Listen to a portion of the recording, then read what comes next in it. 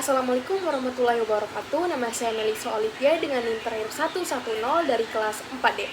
Pada kesempatan kali ini, saya ingin memberikan tanggapan dan jawaban terkait kritik dan pertanyaan yang diberikan oleh saudari Sofia Tunisa terhadap penelitian saya yang berjudul Demokrasi Lokal dan Tantangan Elektoral, Kontestasi Ratu Rahmati Zakia dan Andika Azrumi dalam pemungutan suara ulang Pilkada Kabupaten Serang yang saya presentasikan saat ujian tengah semester mata kuliah politik lokal. Baik, langsung saja kita ke kritik yang pertama.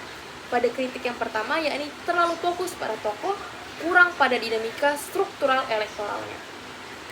Kritik ini bisa saya pahami, dan memang ada benarnya kalau dilihat dari sudut pandang pembaca yang berharap eksplorasi lebih terhadap aspek struktural seperti mekanisme kelembagaan, sistem pengawasan atau regulasi teknis PSU.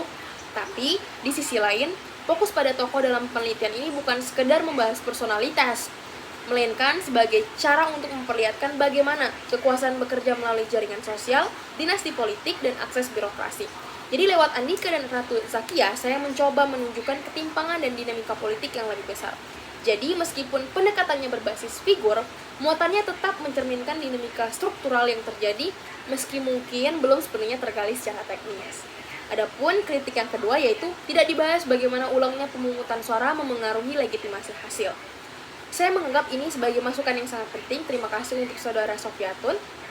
Sebenarnya, isu legitimasi hasil sudah muncul dalam beberapa bagian, terutama saat membahas ketidakpercayaan warga, turunnya partisipasi saat PSU, dan narasi soal kekecewaan terhadap proses. Hanya saja, mungkin bagian itu belum cukup ditekankan sebagai pembahasan khusus yang menyoroti legitimasi secara utuh.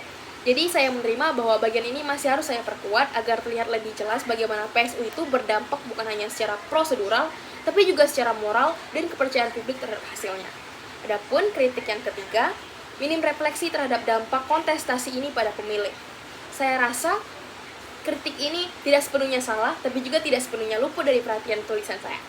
Dalam pembahasan saya sudah mencoba menghadirkan suara pemilih seperti Ibu Oviati atau Bapak Usup, yang memberikan gambaran cukup kuat tentang bagaimana warga mengalami proses politik ini.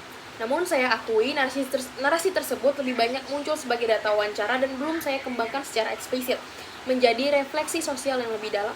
Jadi ini jadi catatan yang sangat penting bagi saya ke depan bahwa perspektif warga bukan hanya perlu ditampilkan, tapi juga dirangkai sebagai bagian dari pembacaan kritis terhadap demokrasi lokal.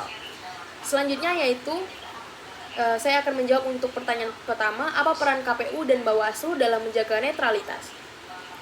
Dalam kasus Pilkada Serang 2024, KPU dan Bawaslu berusaha nunjukin peran formil mereka. Tapi sayangnya praktik di lapangan tidak selalu seideal itu. KPU berargumen mereka cuma menjalankan putusan MK, tapi banyak warga dan pengawas lapangan ngerasa ada celah yang tidak tertutup. Bawaslu pun jujur bilang mereka kesulitan karena personel terbatas dan pengawasan tidak seimbang sama banyaknya pelanggaran. Praktiknya, netralitas itu tidak sepenuhnya terjaga, apalagi dengan tekanan sosial dan relasi informal antara aparatur desa dan kandidat. Jadi perannya ada, tapi masih jauh dari efektif. Selanjutnya untuk pertanyaan yang kedua, apakah publik melihat kontestasi ini sebagai bentuk demokrasi yang sehat? Jawabannya, tidak sesederhana iya ataupun tidak.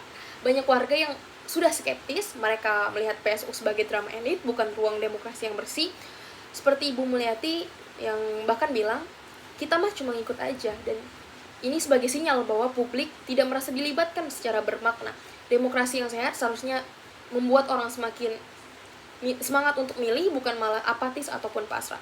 Jadi kalau mau jujur, kontestasi ini lebih banyak dibaca sebagai panggung elitisme, bukan demokrasi partisipasif yang sehat. Terima kasih.